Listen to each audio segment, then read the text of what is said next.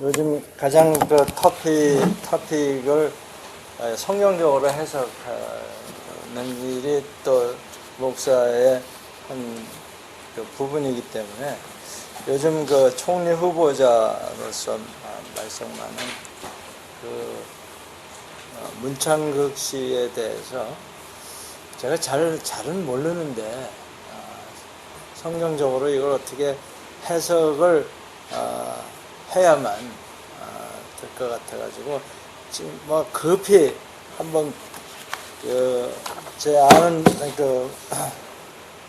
최한우라는 지금 목사죠. 그 한반도 그 총장이고 인터컵 그 대표인데 그 다른 분도 보내줬지만 이분이 이거 뭐 1시간 전에 보내왔는데 14페이지라 돼요.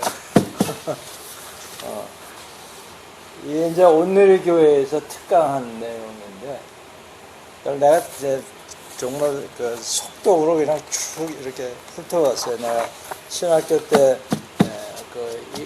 하던 식으로. 신학교는 여러분 뭐 기도만 하는 데인 줄 아시는데 책 읽는 데예요, 신학교. 한 학점당 300페이지의 분량을 책을 읽게 돼 있어요. 그러니까 10학점을 택하면 3000페이지의 책을 읽어야 돼. 그런데 그냥 읽었다 하고 끝나는 게 아니라 매일 읽은 그 로그를 쓰게 돼 있어. 오늘 몇 페이지부터 몇 페이지. 그래서 이제 나중에는 안 읽고 읽었다고 할 수 없잖아요. 신학교까지 가는 사람이. 그럼 어떻게 하냐? 이제 교수가 우리를 이제 놀리는 건데, 그때 이제 제가 다니는 학교가 얼라이언스 테올로지컬 세미나리에요. 교수가 우리 ATS 학생들은 선풍기를 틀어놓고 책을 보는 것 같다. 왜냐면 여기에 한번 봤다 이거죠. 자, 이걸 쭉 읽어보고 나니까 와, 이 역사의식의 문제네 지금 이분이. 그렇죠? 이분만큼만 사람들이 역사의식을 가지고 있으면 대한민국 걱정이 없다는 마음이 드네요. 이걸 다 읽고 나니까.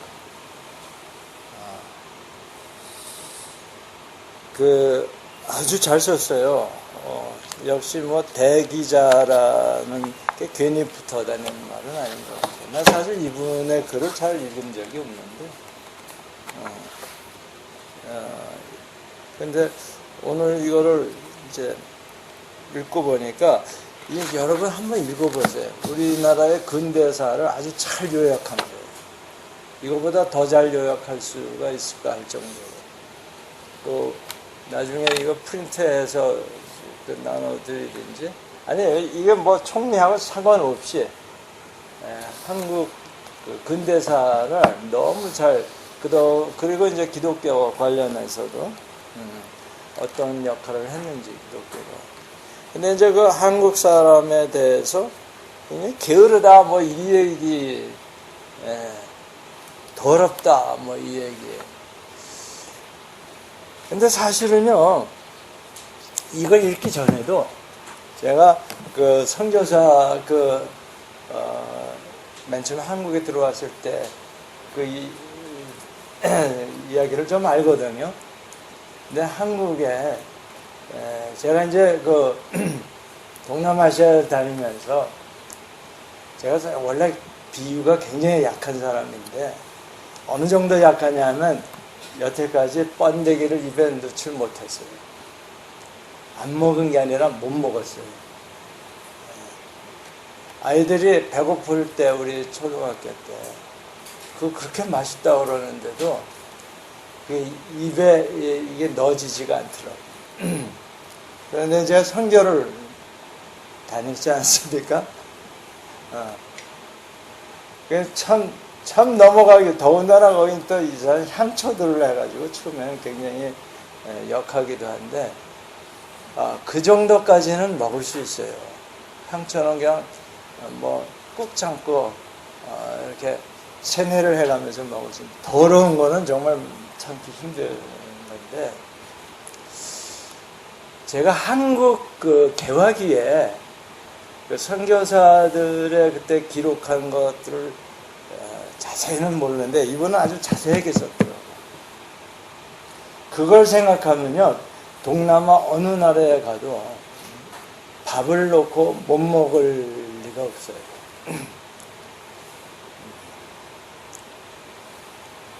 물론 어느 나라라고 내가 또 얘기는 안 하겠지만, 그 나라 아무튼 그쪽의 지역에 가면요, 기도를 해야 돼, 식기도를 해야 되잖아요. 기도를 하고 눈을 뜨면 음식이 안 보이는 거예요. 파리가 완전히 덮어버리는 거예요. 그래서 그거를 시장에 가면요, 또 이런 거기 또 벌러지 이런 것들을 이렇게 삶아서 파는데, 근데 거기도 아무튼 뭐가 먹을 게 있으면 새카매 이렇게. 파리가 어디서 그렇게 많이 나오는지 아무튼 그거를 자연스럽게 먹을 수 있어야 이게 선교사예요. 근데 그거보다 더 심한 게 이조 마력 그때의 우리 생활상이었고요. 또 제가 건축가로서 그 광화문 거리 그 당시에 그 사진이나 그림을 보면요, 정말 이렇게 어떻게 살았을까? 더군다나 그 아낙네들 그때 옷 입은 걸 보면요, 이 가슴을 다 드러내는 거나 다름없더라고요. 옷이 여기까지뿐이 않아. 그리고 부끄러운 것도, 그러니까 이제 아프리카에 가서 이렇게 누드족들 많지 않아요, 지금도. 그거는 별 차 없었지 않았나 싶을 정도예요. 왜냐? 없으니까. 옷 테이블 천이 없었던 것 같아요, 사실. 그리고 이가 많다는 거는요, 이조 시대 때까지 갈 필요도 없어요. 제가 6.25 때 경험을 했는데 하얗습니다.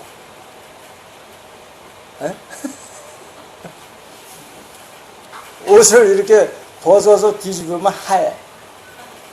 우리 그 학급반에 아이들 머리에 이렇게 앉았으면 교단에 이렇게. 그렇게 먼 얘기가 아니에요. 제가 초등학교 때니까 한 40년 전, 그렇죠? 4, 50년 전. 정말 대한민국 천지가 개벽한 나라입니다. 기적의 나라예요. 제가 그렇게 아주 못 사는 집안도 아니고 아주 잘 사는 집안도 아니고 그냥 중간급이었는데도 이런 걸 다 보고 살았어야 되는 거예요. 그러니까 제가 비유가 약해서 그런 걸 도대체 입에 넣을 수가 없었던 거예요. 그런데 지금 여기 보면 그게 왜 그러냐, 이유가 이 양반들이 하도 착취를 해서 그랬다는 거예요.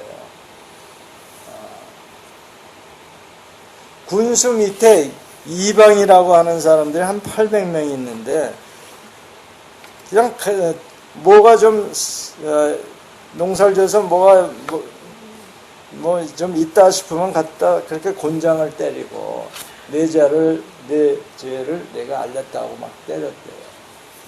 그래서 다 긁어냈는데, 한마디로 말하면 뭘 얘기하냐면 요즘 말로 하면 관피합니다.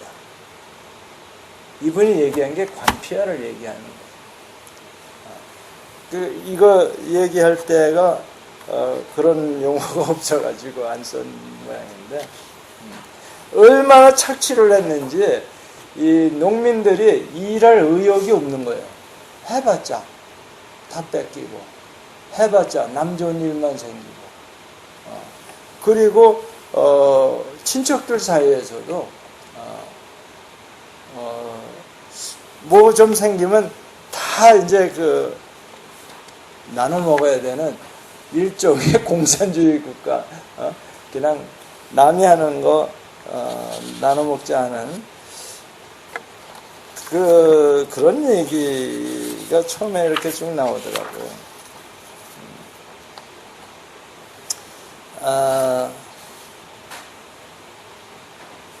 한번 여러분이 한번 읽어보시면 좋을 것 같아요. 그래서 그 극빈한 그 삶들을 그 당시에 1832년서부터 그러니까 19세기 말까지 선교사들이 이따금씩 와서 본 거를 쓴 그 책들을 소개를 했어요. 한 세 사람. 그런데 그래서 한국 사람들이 그렇게 더럽고 게으르고 그런 민족인 줄 알았는데 그 연해주 블라디보스톡에 이민 간 사람들이 많아요. 사실 먹을 걸 찾아서 그쪽으로 이주들을 많이 했습니다. 이 외정시대 때도 그렇지만 그 이전에도. 그래서 그 만주 땅에 우리 민족이 아직도 많이 살고 있어요. 그러다가 그 소련 공산당에 의해서 중앙아시아로 강제 이송을 당한 사람들을 고려족이라고 하잖아요. 고려인. 근데 거기를 가봤더니 원시인같이 살던 조선민족이 연해주에 사는 조선민족은 얼마나 깨끗한지 집을 반듯하게 짓고 거기에서 또 열심히 일을 하고 사는 모습을 봤어요. 왜? 거기서는 일해도 뺏기지 않으니까, 한마디로. 그 다음에 우리나라 사람들이 문과가 위고 무과가 밑 아니에요. 무인을 무시했잖아요. 그 전통이 사실 지금까지도 있어요. 한국 사람들이 사고하고 말하는 걸 좋아한대. 그래서 저는 이거를 말미잘이라고 전에 한번 얘기한 적이 있어요. 말을 미치게 잘하는 사람. 한국의 말미잘이 굉장히 많았어요. 그러니까 형이상학적인 거에 능합니다. 우리 민족이. 철학 굉장히 능하기 때문에 그래서 그 일본 사람들이 부러워하기도 하는데 그게 뭐냐면 우리나라에 이율곡 퇴계가 있다는 거는 일본이 아무리 자기네가 유교의 원조다라고 우기려고 해도 우리 그 이율곡 때문에 못하는 거예요. 그래서 이 이념에 굉장히 강한 민족입니다. 좋은 점도 있지만 그 다음에 이 물질적인 거는 이건 이제 천하고 그거는 양반은 그 농사 일을 하면 안 되는 거예요. 내가 캄보디아에 가서 거기 보니까 10년 전 얘기입니다. 거기 관료들 보니까 손톱을 특히 새끼 손톱을 이만하게 기르고 있더라고요. 한 3, 4cm 되게. 그 물어봐도 대답을 안 하는데 우리나라가 그랬더라고요. 옛날 양반들이 손톱을 그렇게 2개씩 키웠대요. 길게. 그게 청나라의 양반들이 하는 그 모습이래요. 그러니까 나는 그런 노동 안 하고 산다는. 그래서 여기 두 손톱이라는 말이 나오는데 한마디로 얼마 전에 그 책을 쓴 사람 있죠. 공자가 망해야 공자인가 유교인가? 공자가 망해야 나라가 산다? 내 읽지는 않았어요. 근데 그 뭐 내용이 내가 금방 제목만 읽어도 제가 공감할 수 있기 때문인데 그 얘기입니다. 그래서 이제 그 얘기를 여기는 사실에 근거해서 쭉 썼더라고요. 14페이지에. 기록물인 것 같아요. 그래서 이분이 총리가 되건 안 되건 간에 이거는 여러 사람들에게 읽히게 될 줄로 믿습니다. 그래서 이것도 하나님 뜻이 아닌가. 그렇지 않으면 이걸 누가 읽겠어요, 이거를. 이제 이분이 논조가 전부 우리나라에 우리가 보기에는 비참하고 고난과 역경과 시련이 이게 다 하나님 뜻이라는 거 아니에요.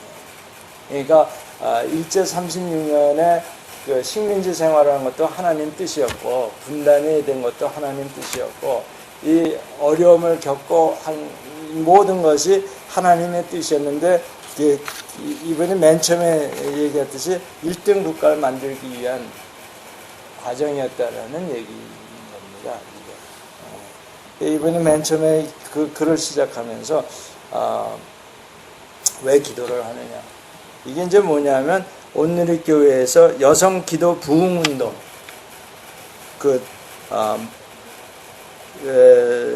이 이벤트 이름이 마리아 행전 큰 모임 행사다 하는데 내가 이걸 동영상을 보니까 이거를 사회를 본 분이 누구냐면 우리 홍정표 장로님 사모님이신 그 목사님이 이걸 사회를 보시더라고요. 여기 오시는 열방에 오시는. 그래서 보면은 이분이 맨 처음에 말을 어떻게 하냐면 비행기를 타고 다니는데 자기는 보통 3등 칸을 타는데 헛가다 어떻게 다 이제 1등 칸을 타게 되는데 1등 칸이 얼마나 서비스도 좋고 이제 편하냐. 그래서 1등 나라가 우리가 돼야 된다 이 얘기를 하고자 했더라고요 처음에. 그래서 그래서 이거를 문제된 부분에 해당하는 게 이제 한국 사람들의 게으른 DNA 얘기가 나오는 부분을 제가 찾았는데, 근데 그렇게 보일 정도로 일들을 일부러 안 했어요. 우리 선조들이 해봐야 다 뺏기고 소용이 없으니까. 그러니까 이분이 보는 거는 유교 사회가 사실은 공산주의와 다름이 없다. 공산주의를 어떻게 보냐면 일 안 하고 남의 거에 얹혀서 사는 사회다 이렇게 보고 있더라고요. 그런 의미에서는 이제 공산주의나 뭐가 다르냐. 그래서 우리 찬송가 장로님 일하러 가서 그게 몇 장이에요?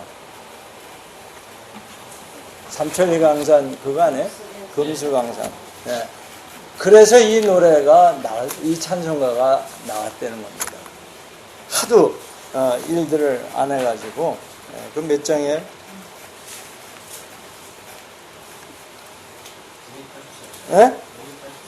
500? 네, 한번 부르고 갑시다. 나는 이 찬송가를 이 의미를 모르고 뭐 이런 찬송을 다 했나. 가뜩이나 요즘 일에 치는데 500? 80이 있어? 이게 옛날 찬송가인가? 이거는 옛날 건가 보다. 안에 새 찬송가가 몇이야? 580. 371.5. 371장. 오, 놀래라. 자, 있네. 371장. 쳐야지. 지나갈까? 이 찬송을 우리 어머니 세대에서 이걸 자주 불러서 귀에는 읽는데 나는 뭐 이런 찬송이 다 했나 그랬는데 그 이유가 있었네요. 이거 그전에 많이 불렀어요. 오래전에. 아니 글쎄 우리 어머니 세대 때는 했는데 뭐 유치하게 뭐 이런 걸 하나 그랬는데 이게 그 당시 기독교가 들어와서 일하지 않는 우리 민족에게 일해야 된다는 걸 가리키는. 자, 시작.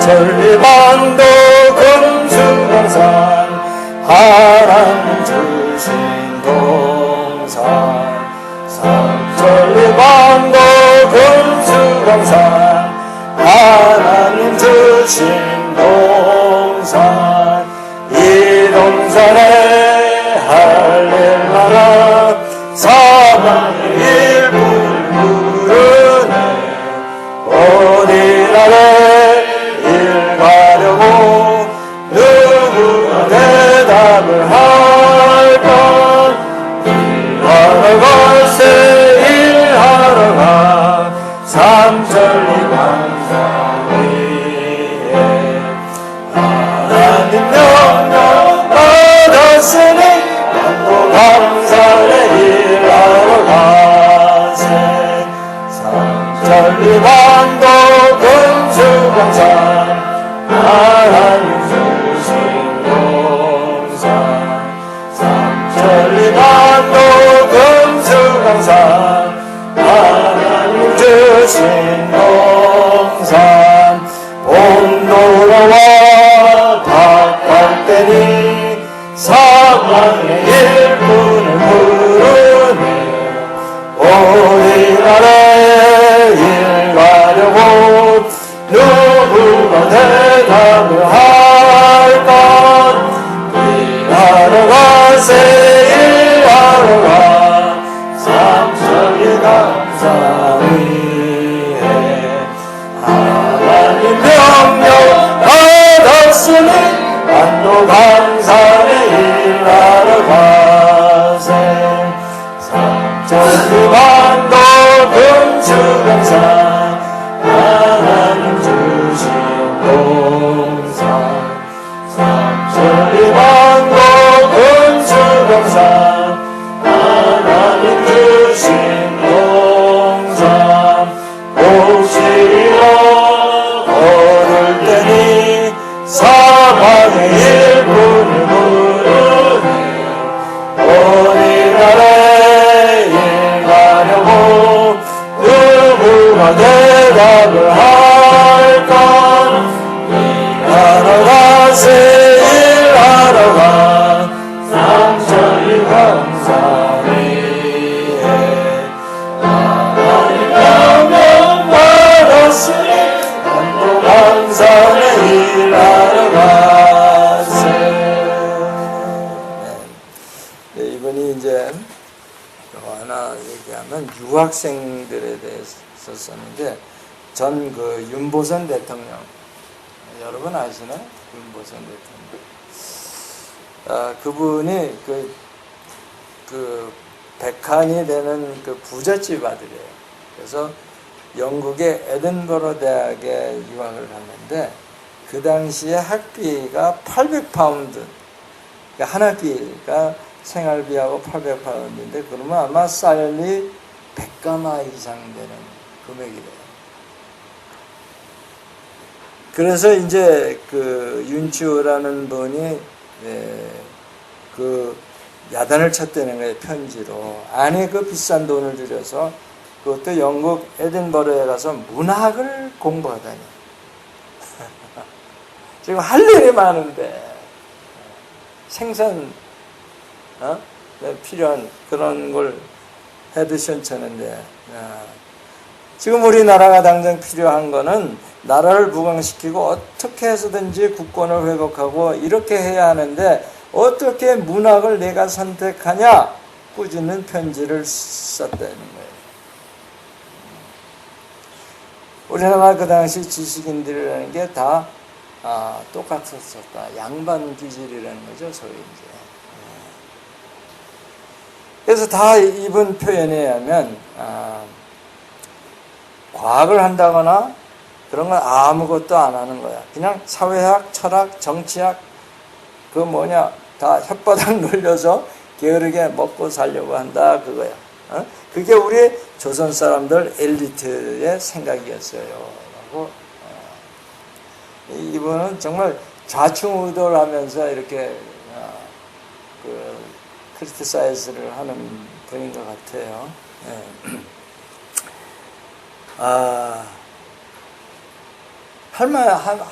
한마디로 말미잘이다 이거죠. 요즘도 제가 미국에 유학 갔을 때는 정말 힘들게 살았습니다. 왜냐하면 유학을 갈 때 우리 집이 돈도 없었지만 달러 국가에 없기 때문에 200불 달랑 들고 비행기 탔어요. 생각해 보세요.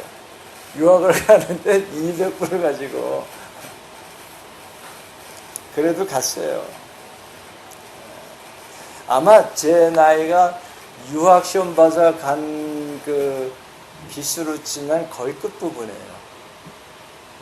그러니까 출국을 갈 길이 없었어요. 그 유학 시험 보는 거 이외에는. 여권을 안 내줬으니까 나는. 그러니까 하나의 탈출하는 방법이 유학 시험 봐서 나가는 건데 그것도 붙어서 가면 이제 200불 들고 가는. 그 이제 가서 공부하러 가니까 여기서 공부하던 책들 뭐 거기 가서 쓸 거라고 막 엄청 낑낑거리고 들고 갔는데 제가 이제 붙여준다고 이제 오버가 된 거죠. 짐이. 그래서 그런데 그때 그 스튜어디스가 불쌍했던지 자기가 그 짐에 붙일 수 있게 해준다는데 나 또 그 거절하고 낑낑거리고 갔는데 그 뭐 하나도 쓸모도 없는. 아무튼 그런 이제 그 추억이 있는데 요즘 한국의 유학생들 또 다른 윤보선 유학생들이 너무나 많은 거예요. 정말 부자들 너무 차이가 나는 거예요. 요즘 유학생들.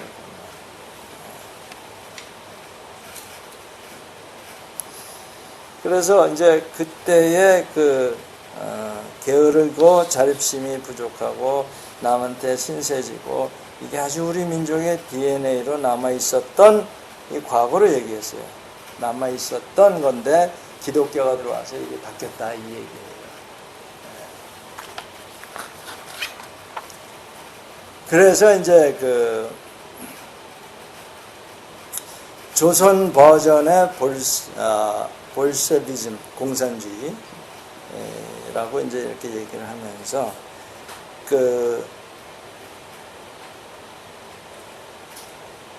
어디에요? 아까 북간도가 이제 연해주 그쪽인데 김야견이라는 목사가 120명 5가구를 끌고 거기 가서 교회를 만들고 학교를 세우고 명동학교를 만들고 명동유년주일학교 명신여학교를 만들어서 거기서 얼마나 정말 열심히 일하면서 사는 그런 공동체를 만들었답니다. 그 사진전이 있었다며. 자, 이러한 과거를 얘기하면서 이분이 이제 기도 제목으로 내놓은 게 뭐냐 하면 첫째, 개혁의 나라로 다시 정신적으로 우리가 다시 바뀌어야 된다. 왜냐하면 요즘 다시 이제 이게 기독교가 기울면서 그게 우리의 첫째 기도가 되어야 한다. 요즘 왜 자살이 많습니까? 왜 까딱하면 대통령부터 다 죽습니까? 장관 지낸 사람들, 이게 나라가 벌써 부패해진 이유다. 이렇게 이제 정신이 썩어진 거고, 뭐 이제 이러면서 기도 제목을 이제 계속 내는다. 둘째는 우리가 개혁, 지금 정신 개혁에 필요한 것을 놓고 기도를 해야 된다. 지금 이 시국, 이 나라가 너무 분열이 되어 있어요. 너무 분열이 되어 있어 잘 사는 사람, 못 사는 사람. 그것은 잘 살게 된 데에도 큰 원인이 있어요. 그것은 또 있는 사람들의 원인도 있습니다 하면서 이제 빈부격차, 이걸 위해서. 세 번째 기도는 북한에 대한 기도. 네 번째는 중국의 민주화, 중국의 자유화를 위해서 기도해야 된다. 다섯 번째는 제일 중요한 기도인데, 우리에게 좋은 지도자를 달라고 하나님께 기도해야 된다. 마지막으로 제가 기도할 것은 우리 크리스찬들인데, 크리스찬이 지금 제 역할을 하고 있습니까? 반문을 하면서 우리가 그걸 냉철하게 생각해 봐야 돼요. 이렇습니다. 네. 그래서 이제 끝에는 뭐냐면, 이 나라 사람들이 고통당하지 않고, 가난하지 않고, 불행하지 않게 해 주시옵소서. 나라를 축복하셔서, 이 나라가 앞으로 세계 복음화와 세계 선교화의 주축이 되는 나라, 미국을 다음 이어가는 나라가 주님께서 만들어 주시옵소서로 끝났습니다. 자,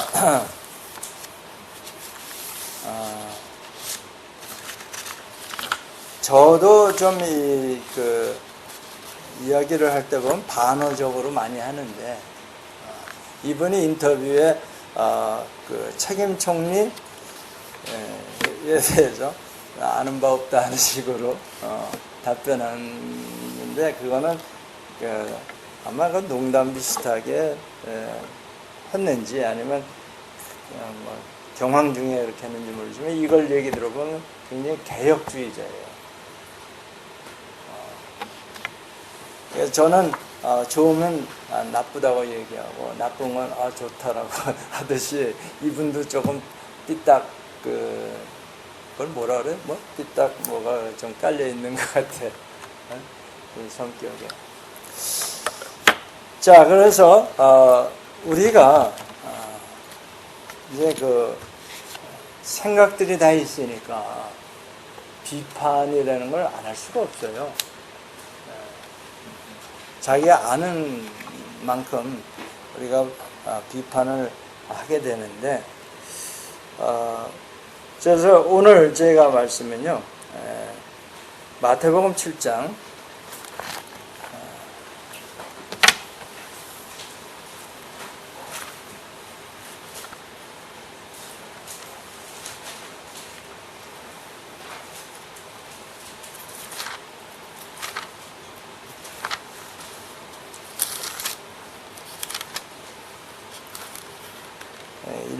1절서부터입니다. 1절, 2절.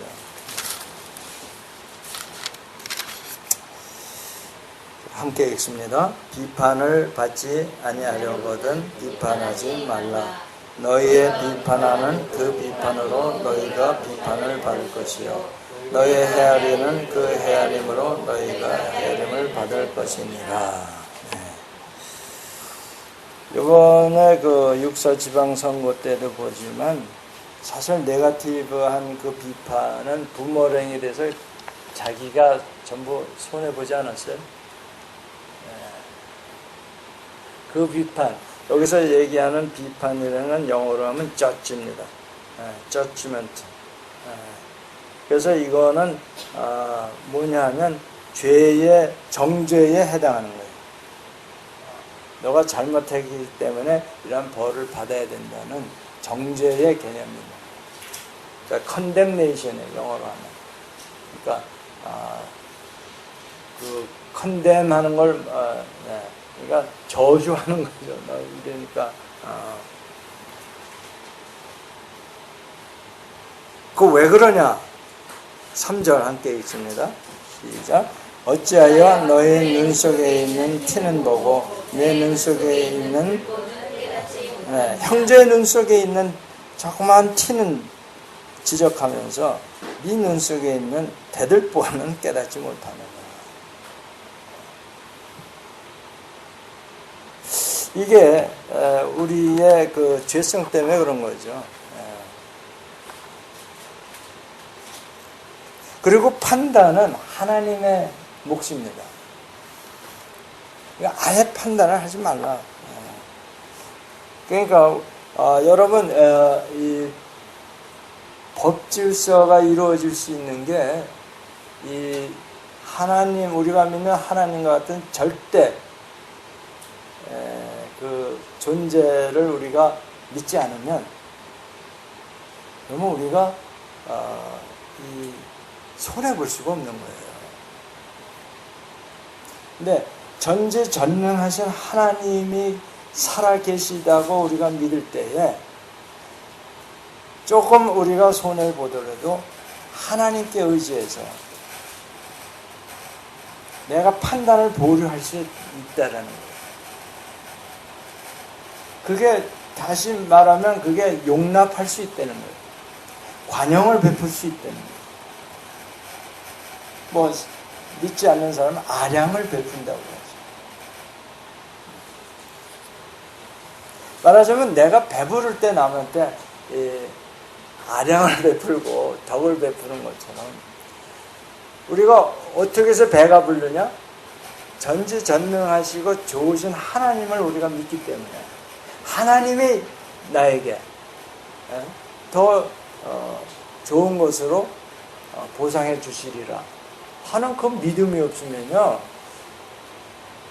저 자신도 양보 안 하죠. 못합니다. 그렇기 때문에 이런 그 사회통합 이거 절대자를 믿지 않고는 안 됩니다. 그 통치도 이게 법으로 통치하는 것 같지만요. 사실은 법이 많다는 거는 사람들이 그걸 안 지키기 때문에 법을 계속 만들어내고 더 자세하게 법을 만드는 거기 때문에 이 법으로 컨트롤이 안 되기 때문에 법을 자꾸 만들어내는 거예요. 여러분이 그 법을 잘 아셔야 돼요. 이 법이 왜 만들어지냐면 안 지키니까. 그러니까 율법을 하나님은 왜 주시냐면 법을 줘야 얘네들이 뭘 잘못하는지 알겠다 해서 법을 주십니다. 그런데 유태인들이 그 법을 더 자세하게 아주 디테일한 법들을 만드는 게 그게 탈무드예요. 그건 뭐냐면 법을 안 지키기 위해서 만든 거나 다름없어요. 요즘에 우리나라에서 무슨 관피아 무슨 대우? 뭐라 그래요 그거? 예? 아니 이제 은퇴하고 정부에서 하는 전관예우. 무슨 예우요? 전관. 전관예우. 그거를 하는데 이런 거는 뭐 정관예우가 아니다. 뭐 이런 걸 또 판정해주는 법이 기준이 있어요. 그러면 그걸 받으면 라이선스 받은 거예요. 그건 오히려 더 심하게 관피아가 된다는 기사를 내가 읽었어요. 그러니까 여러분 법이 많다는 거는 법을 그만큼 안 지킨다는 얘기가 되는 거예요. 그래서 우리가 그러면 어떻게 해야 되느냐? 정말 이렇게 서로 양보할 수 있고 손해 볼 수 있고 이런 그 태도, 이런 세계관이 다시 말하면 신용사회가 만들어져야 되는데 신용사회가 만들어지려면 절대권자가 존재해야 돼. 그게 가능한 겁니다. 그러니까 이번 북한에서도 그 법이 지켜지기 위해서는 그 최고 존엄자라고 지켜 세워서 우상화하는 필요가 있는 거예요, 그게. 그렇지 않으면 수만 가지 법을 만들어 놔야 되는 거예요. 그리고 그거를 지킬 능력이 없는 거예요. 그걸 누가 감독합니까? 그죠? 그러니까 절대권자가 있어야 되고, 그걸 안 지킬 때는 엄청난 그 벌을 받는다는 것 때문에, 미국이, 얼마 전에 그 세금을, 150억 달러를 예금을 했는데, 세금 보고를 안 한 거야. 미국에서는 자기가 세금보를 작성하게 돼 있어요. 그러면 그러니까 우리말로 하면 세무서에서 다 믿어줘, 다 받아요. 예. 그런데 랜덤 체크를 해서 걸리죠. 몇십 배 물어내야 돼요. 그게 무서워서 정직하게 쓴다는 겁니다. 그래서 이 사람이 150억 달러인가 뭐 아무튼 엄청난 그 수입을 잡았는데 그 수입이 크면요 세금이 50% 이상입니다. 그 셀러리맨들은 좀 월급이 많다 해봐야 25%, 뭐 15% 이렇게 수입에 따라서 낮아지는데 그러니까 50%를 뚝 해서 세금을 냈으면 150억에 끝나는 건데 220억을 세금으로 물어댔다고 그러더라고요. 그러니까 그 절대권자의 정부의 파워가 있는 거예요. 거기 봐주는 거 없어요. 한번 걸리면. 그래서 우리가 이 비판에 대해서 다시 한번 좀 생각을 해보면서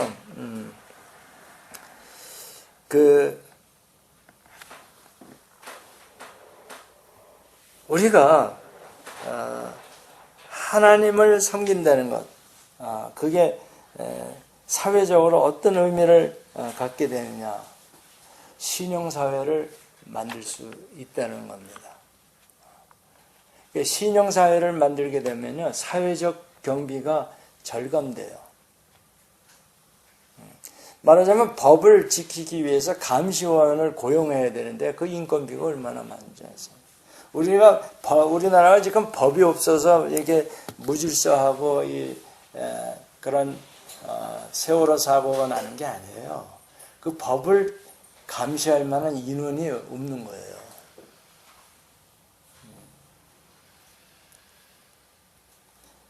그래서 그 사회 비용이 엄청나기 때문에 우리가 아직 그 정도까지는 재력이 없는 것 같아요, 정부에.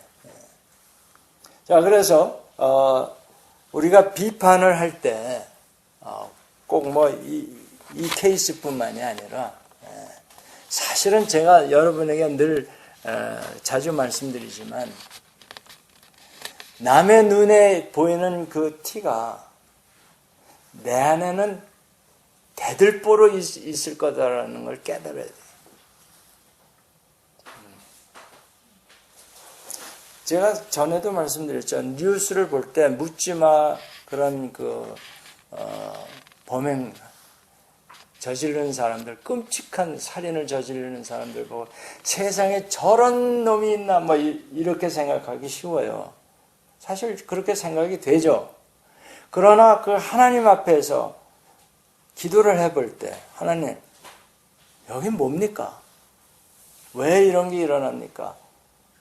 이렇게 여쭤보면 저는 항상 들려오는 게 네 안에 똑같은 생각이 있다 라고 지적을 받습니다. 다를 바 없다는 거예요. 내 놈이나 저 놈이나 똑같은 거예요.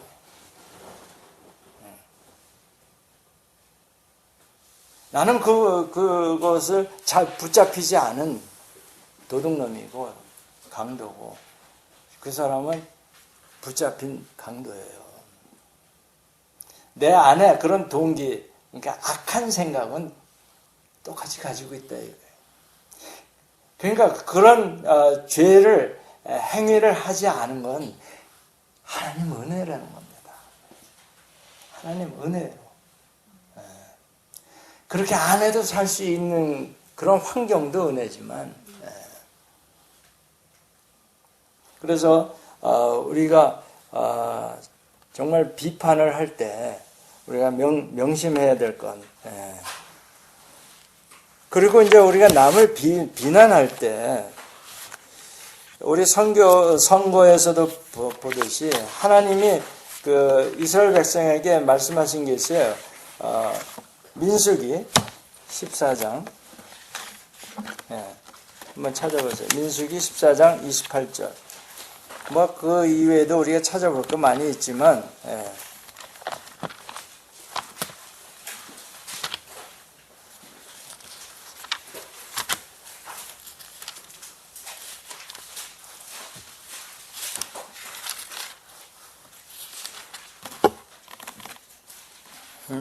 민수기 14장 28절.